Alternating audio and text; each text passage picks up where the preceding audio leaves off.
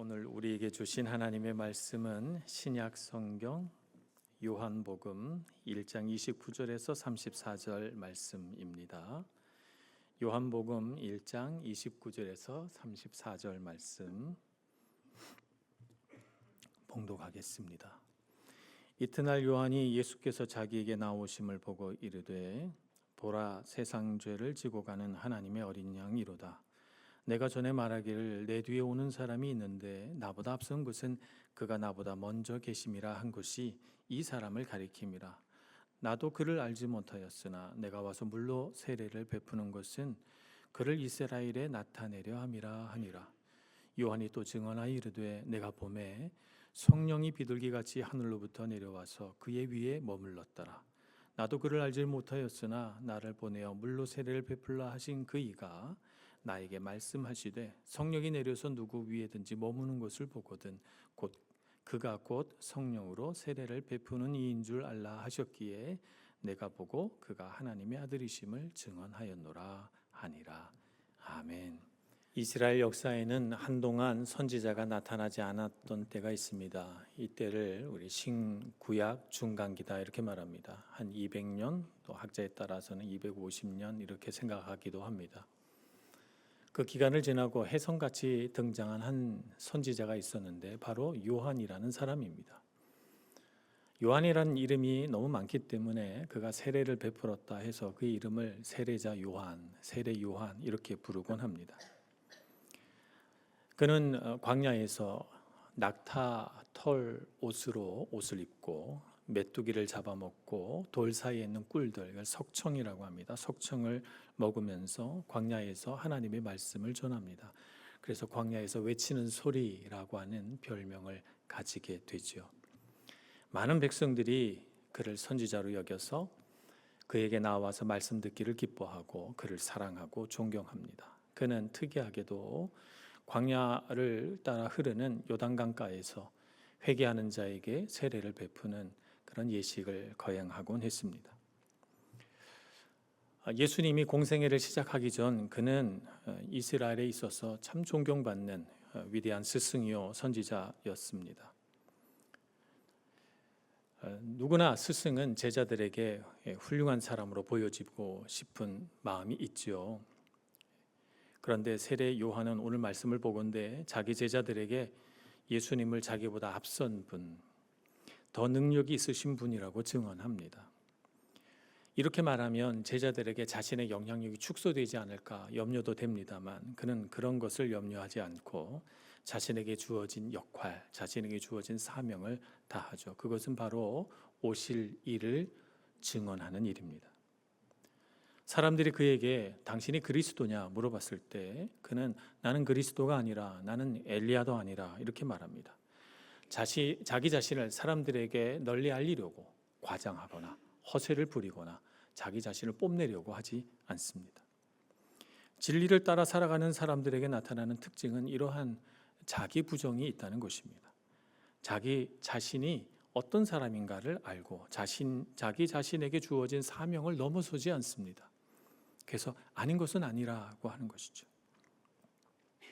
요한은 자신에게 주어진 역할에 충실해서 자기 자신을 오실 그리스도의 신발끈을 풀기도 감당치 못할 그런 낮은 자라고 자신을 낮춥니다. 오늘 대림절 둘째 주일을 맞아서 이렇게 겸손하고 이렇게 신뢰할 만한 자기의 역할에 충실한 세례 요한의 입을 빌려서 예수님은 어떤 분이신가 하는 것을 듣고 예수님이 우리 삶에 어떤 의미인가를 생각해 볼 수 있는 시간이 되기를 소망합니다. 세례자 요한은 예수님을 한 문장으로 요약해서 표현했습니다. 오늘 29절에 나와 있는 것처럼 보라, 세상 죄를 지고 가는 하나님의 어린 양이로다. 이렇게 예수님을 딱 보고 나서 이 한 문장으로 예수님의 어떤 성품, 예수님의 사역, 예수님의 살아가는 인생을 딱 요약을 합니다. 이보다 더 잘 표현할 수 있을까 싶습니다. 근데 오늘 이 말씀을 우리가 한 글자 한 글자 뜯어서 생각해 보면서 예수님은 어떤 분이신가 하는 것을 생각해 보려고 합니다. 먼저는 첫 번째로 생각해 볼 것은 세상 죄를 지고 간다라고 하는 말입니다. 여기서 세상 죄는 단수로 표현되어 있습니다. 만약 이 세상 죄가 복수로 표현되어 있다면 세상 죄들을 지고 가는, 그러면 어떤 사람들, 몇몇 사람들의 죄들을 지고 가는 사람이다, 이렇게 우리가 알 수 있습니다만, 단수로 표현되어 있기 때문에 여기서 예수님이 지시는 죄는 온 세상의 모든 죄라고 하는 포괄적인 의미를 담고 있습니다. 단수기 때문이죠. 그래서 온 세상의 죄를 지고 가신다, 그런 의미이죠.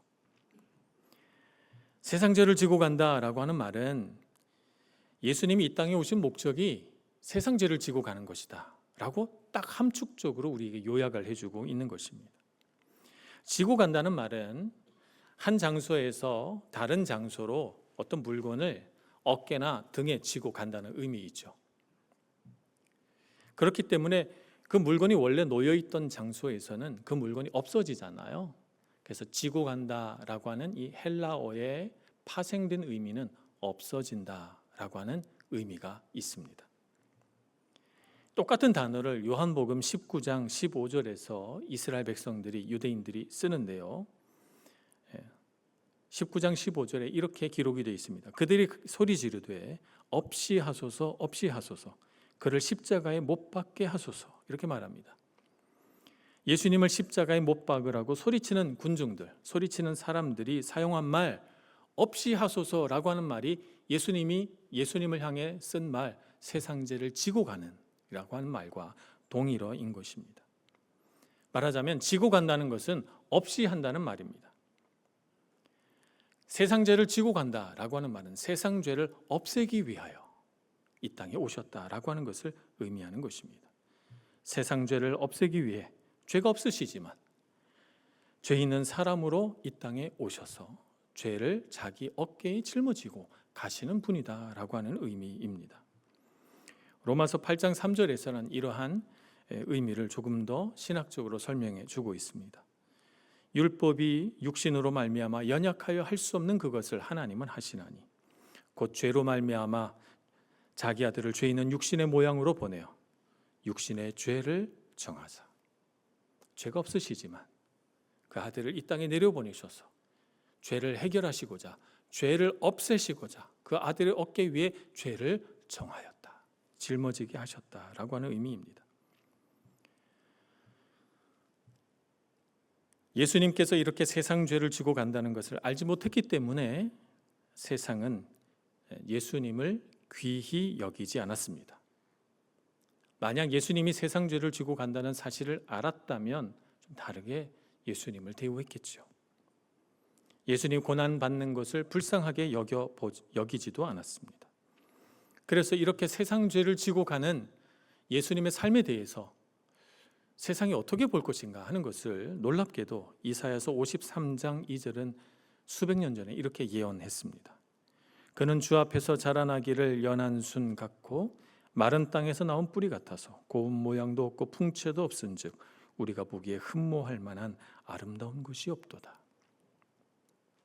세상에 알아주는 요소들은 어떤 것들이 있습니까? 외모가 아름다운가, 키가 크고 풍채가 좋은가, 이 세상에 알아주는 요소입니다. 좋은 가문에서 태어났는가, 그의 신분은 어떤가, 세상에 알아주는 요소들이죠.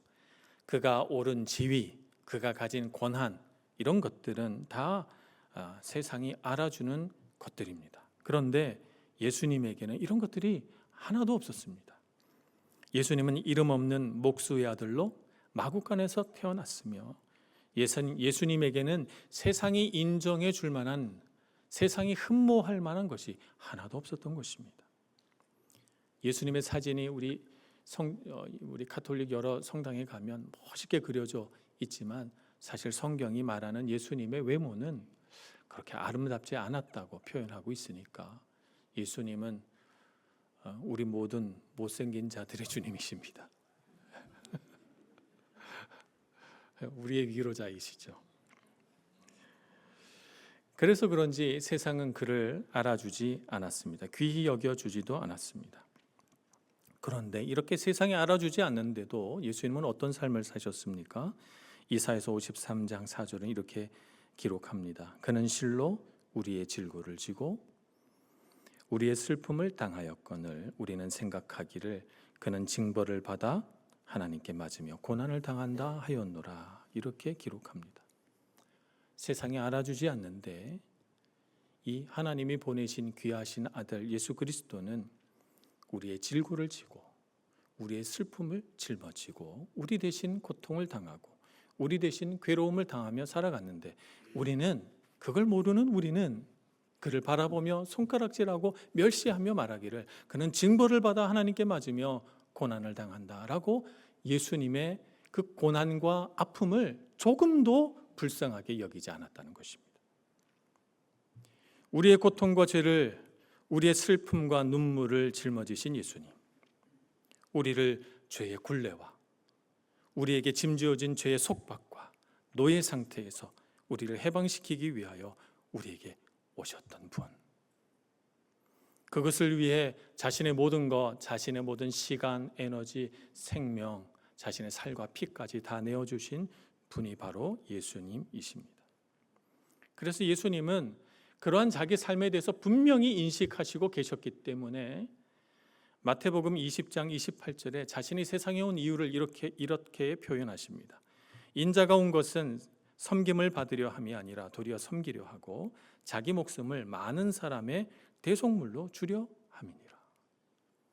우리 모든 사람, 심지어는 우리가 예수님이 그렇게 우리 죄의 짐을 지고 간다는 사실을 모르는 사람을 위해서조차도 예수님이 대속물로 자기 자신을 주기 위하여 이 땅에 오셨다는 것입니다.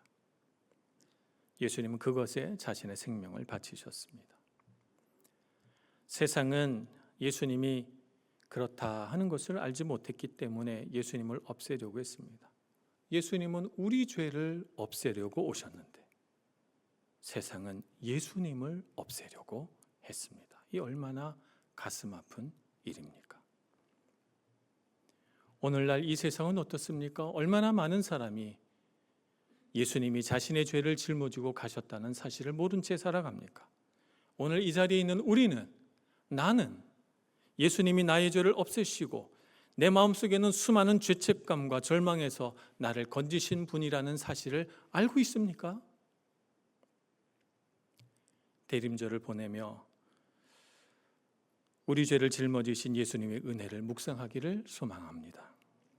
우리 마음속에는 모든 두려움, 우리 마음속에는 모든 죄책감, 내 마음속 깊은 곳에 있는 상처와 슬픔과 눈물까지도 예수님이 다 씻어내시고 지금도 그 죄의 짐을 지고 우리와 함께 가고 계신다는 것을 깨닫고 그 주님과 동행하는 대림절 절기가 되기를 간절히 소망합니다. 두 번째 우리가 묵상해 볼 것은 세상 죄를 지고 가는 하나님의 어린 양이라고 할 때 예수님을 어린 양이라고 표현합니다. 예수님은 사람이시니까, 양이 아니시니까 예수님을 향해 어린 양이라고 표현한 것은 하나의 상징이라는 것을 알 수가 있습니다. 예수님을 어린 양으로 표현할 때 그 어린 양은 무엇의 상징인가? 어린 양은 구원의 상징입니다. 어린 양이라고 하는 이 말이 이스라엘 역사에 중요한 의미를 가지고 최초로 등장한 때가 언젠가 하면 바로 유월절 때입니다.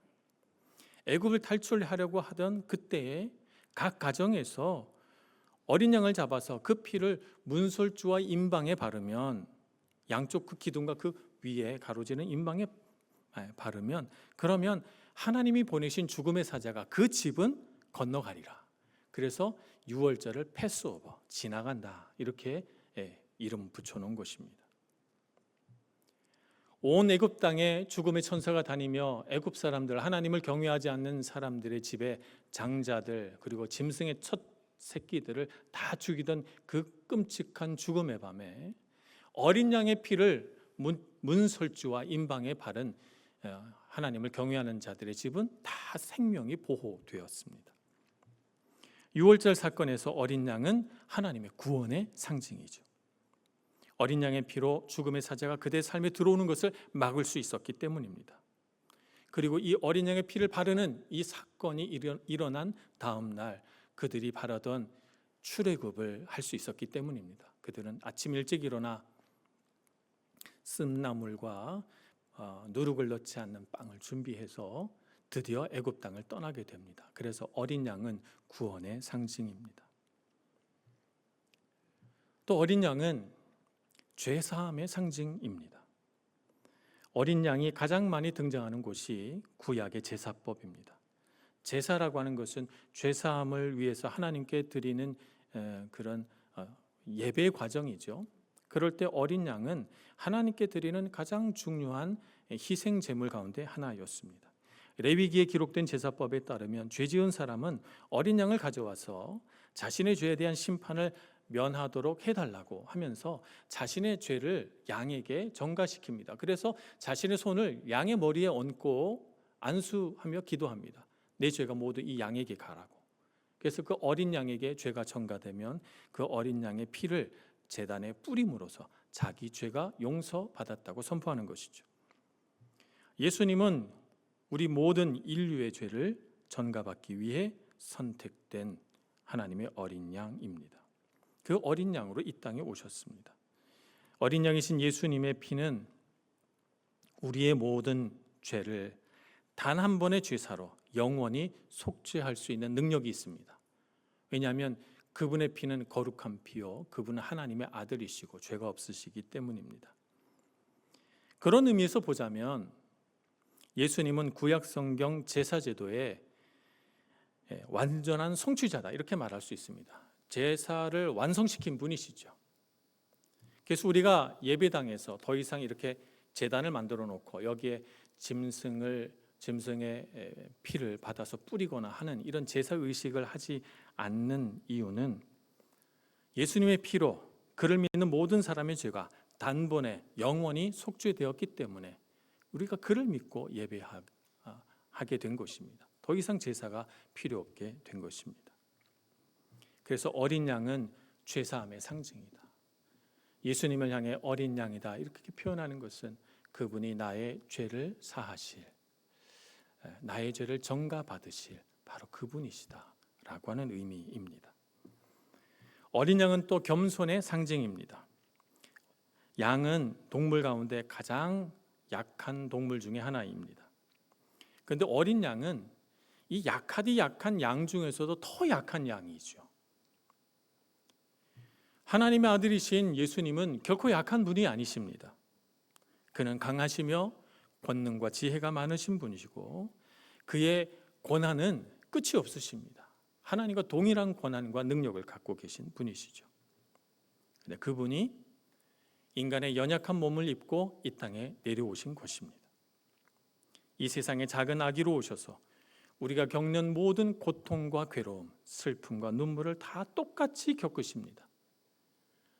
강하디 강하신 분이 약하디 약한 인간의 모습으로 이 땅에 내려오셨기 때문에 어린 양은 그분의 겸손의 상징입니다. 그는 이 땅에 사시면서 얼마든지 능력으로 하늘에 있는 천군 천사를 불러서 그를 향하여 악한 말과 악한 일을 일삼는 사람들을 혼낼 수도 있었지만 예수님은 자신의 능력을 자랑하거나 사사로이 그 능력을 사용하지 않으셨습니다. 오직 하나님의 영광만을 위해 사용하셨죠. 능력 많으신 그분이 우리 가운데 평범하고 아주 연약한 몸을 입으신 한 분으로 오셨다는 것, 그런 의미에서 어린 양은 겸손의 상징입니다. 어린 양은 또 순결의 상징입니다. 어린 양은 태어난 지 얼마 되지 않는 양이죠. 그래서 흠없는 어린 양은 죄를 전가받을 수 있는 가장 좋은 희생 제물입니다. 순결하고 깨끗한 존재이기 때문입니다. 예수님은 어린 양과 같이 순결하며 아름다우시며 깨끗하신 분이십니다. 히브리서 4장 15절은 이렇게 기록합니다. 우리에게 있는 대제사장은 우리의 연약함을 동정하지 못하실 이가 아니요 모든 일에 우리와 똑같이 시험을 받으신 이로되 죄는 없으시니라. 우리와 똑같이 시험 받으시고 이 땅을 살아가시고 우리와 똑같이 고통 받으셨지만 그러나 죄는 없으신 순결하시며 깨끗하시고 거룩하고 아름다운 분이시다라고 하는 것입니다. 그런 의미에서 어린 양은 순결함의 상징입니다. 마지막으로 어린 양은 순종의 상징입니다. 양들은 주인의 명령에 잘 순종하죠. 목자가 이끄는 대로 따라오고, 또 목자가 털을 깎고자 양을 눕히면 양은 털을 다 깎을 때까지 가만히 누워 있습니다. 심지어는 양을 잡고자 하여 그가 죽는 곳으로 끌려가도 순종합니다. 이러한 양의 모습을 그려내며 오실 메시아에 대하여 이사야서 53장 7절은 이렇게 예언합니다. 그가 곤욕을 당하여 괴로울 때에도 그의 입을 열지 아니하였으며 마치 도수정으로 끌려가는 어린 양과 털 깎는 자 앞에서 잠잠한 양같이 그의 입을 열지 아니하였도다. 참으로 순종의 본을 보이신 예수님의 모습이 아닐 수 없습니다. 어린 양이신 예수님은 하나님의 구원 계획에 전적으로 순종하셨습니다. 그래서 하나님의 계획 안에 예수님이 순종하지 않으신 것이 하나도 없습니다. 몸의 고통과 괴로움과 사람들의 배신과 반역 속에서도 예수님은 묵묵히 구원 계획을 완성시키기 위하여 하나님의 뜻에 절대 복종하시죠. 자기를 낮추시고 십자가에서 죽기까지 복종하셨습니다. 대림절을 보내며 우리 마음에 어떤 것을 품어야 할까요? 어린 양과 같이 우리 곁에 오신 예수님을 더 알아가기를 소망합니다. 순결하시고 겸손하시며 자기의 생명으로 믿는 자들에게 죄사함의 은혜를 베푸시는 거룩하신 예수님을 우리 곁에 가까이 두기를 소망합니다. 그 예수님을 바라보며 우리도 더 겸손하게, 우리도 더 거룩하게, 우리도 더 하나님의 능력으로 무장한 거룩한 백성으로 이 세상을 살아갈 수 있기를 소망합니다. 마지막으로 예수님을 향하여 하나님의 어린 양이라고 표현합니다. 어린 양은 어린 양인데 이 어린 양은 하나님의 어린 양입니다. 첫 번째 유월절 어린 양은 사람이 준비했습니다. 자기 집에 어린 양이 있으면 그 어린 양을 잡거나 아니면 사오거나 해서 구원받기를 원하는 사람들은 자기가 어린 양을 준비했습니다만, 이제 마지막 때 두 번째 유월절 희생 제물로 오신 어린 양 예수님은 하나님이 준비하십니다. 그래서 이 어린 양을 하나님의 어린 양이라고 하는 것입니다. 하나님의 주권 안에서 오신 분이시기 때문입니다. 하나님께서 준비하신다라고 하는 말을 우리가 히브리어로 여호와 이레 이렇게 말합니다. 여호와께서 준비하신다 이런 말이죠.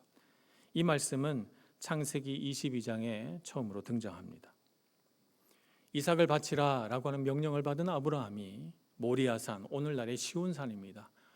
그곳까지 이삭을 데리고 와서 제단을 만들고 이삭을 묶어서 그 제단 위에 희생제물로 하나님 앞에 바치려고 할 때 하나님께서 아브라함아 내가 나를 얼마나 경외하는지 내가 알겠노라 하시면서 이삭을 풀어주라 말씀하시고, 아브라함이 살펴보니 양이 수풀에 걸려 있는 거예요.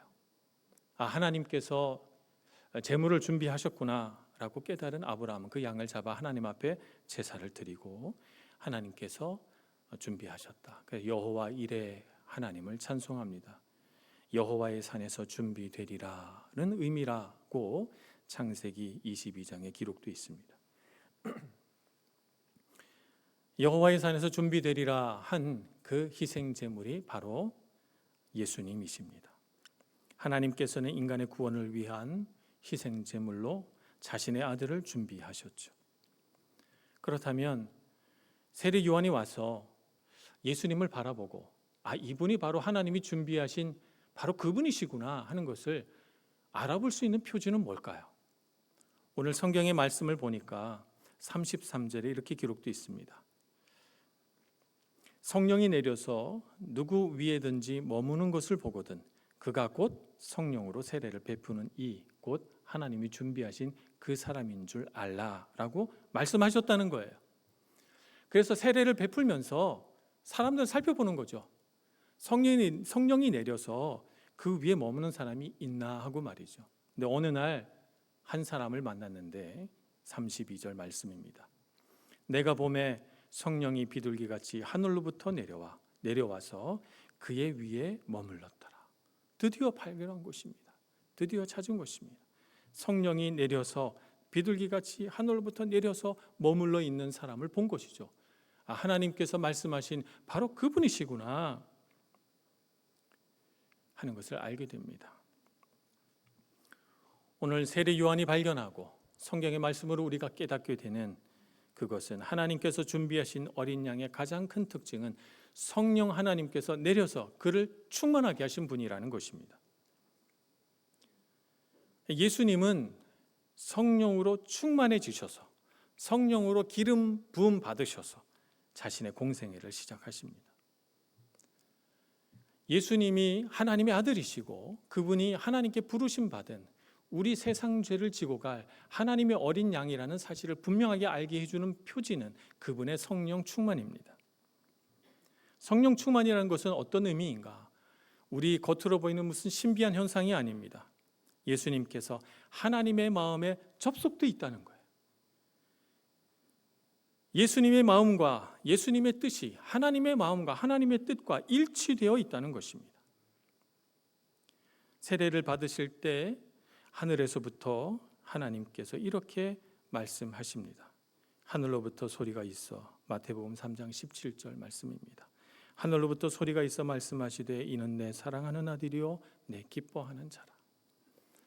예수님의 마음이 하나님의 마음이고 하나님의 마음이 예수님의 마음이어서 하나님이 기뻐하시는 일을 예수님도 기뻐하시고 하나님께서 하라고 하신 일들을 예수님도 즐겁게 행함으로 그래서 예수님을 바라보며 하나님의 마음은 내 사랑하는 아들이요 내 기뻐하는 자라라고 하는 사랑으로 충만한 말씀으로 그를 말씀하고 계시는 것입니다.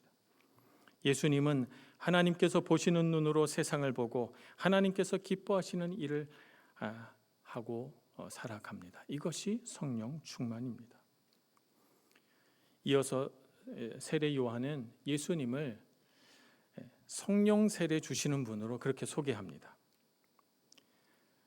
자신은 물로 세례를 주지만 예수님은 머지않아 많은 사람들에게 성령으로 세례를 주리라 이렇게 예언해 놓으셨죠. 실제로 예수님이 부활하신 후에 제자들 가운데 성령이 임하시게 됩니다. 놀라운 일들이 일어났죠. 자, 성령을 받는다는 것은 어떤 것입니까? 방언을 말하면 성령 받은 것입니까? 어떤 은사를 발휘해서 내가 병 고치는 은사라든가 예언하는 은사가 있으면 성령 받은 것입니까? 성령 받았다는 가장 놀라운 증거는 무엇입니까? 성령 받았다는 가장 놀라운 증거는 그의 마음속에 그리스도께서 들어와서 예수님이 하나님의 마음과 일치되어 살아가셨듯이 자신의 마음속에 자신의 뜻이 아니라 그리스도의 마음이 그리스도의 뜻이 들어와서 그분이 기뻐하시는 일을 하는 것이 바로 성령 받은 증거입니다. 아무리 이 세상에서 방언의 능력을 자랑하고 수많은 은사들을 자랑한다 할지라도 그 마음속에 그리스도의 영이 없는데 어찌 성령 충만하다 말할 수 있겠습니까? 성령을 받는다는 것은 그리스도의 마음이 내 속에 들어와서 그리스도께서 세상과 사람을 바라보는 방식 그대로 나도 바라보게 된다는 것을 의미합니다. 그래서 예수님의 마음이 나의 마음을 사로잡아서 성경을 읽고 싶고 기도하고 싶고 예배하면 가슴이 떨리고 찬양하면 주님을 찬양하다 눈물이 흐르는 그런 벅찬 감격이 바로 성령 받은 증거입니다. 그분 안에서 하나님을 바라보고 그분 안에서 하나님을 알게 되고 그분 안에서 하나님과 교제하고 그분 안에서 하나님과 친밀해지는 것이 바로 성령 받은 증거입니다. 예수님께서 하나님과 친밀하게 동행하셨던 것처럼 하나님과 친밀하게 동행하게 되는 거죠. 우리 모두가 그렇게 성령 받은 사람 되어 하나님과 더 가까이 살아가기를 소망합니다. 대림절을 보내며 우리 마음에 무슨 마음을 품어야 되겠습니까? 그리스도의 마음인 줄로 믿습니다. 우리 마음에 그리스도의 마음을 깊이 품어서 주님께 더 가까이 나아가기를 원합니다. 그리스도의 영 성령이시여 오셔서 내 마음을 채워주소서. 그래서 내 생각이 내 마음이 주님을 향하게 해주옵소서. 간절히 기도하시면서 대림절을 보내시고 주님이 오신 그날 기쁨으로 감격으로 주님을 맞이할 수 있는 저와 여러분 모두가 되기를 간절히 소원합니다. 기도하겠습니다. 자비하신 하나님, 떨리는 마음으로 주님이 오신 그날을 기다립니다. 우리 죄를 위하여 자신의 생명을 버리시고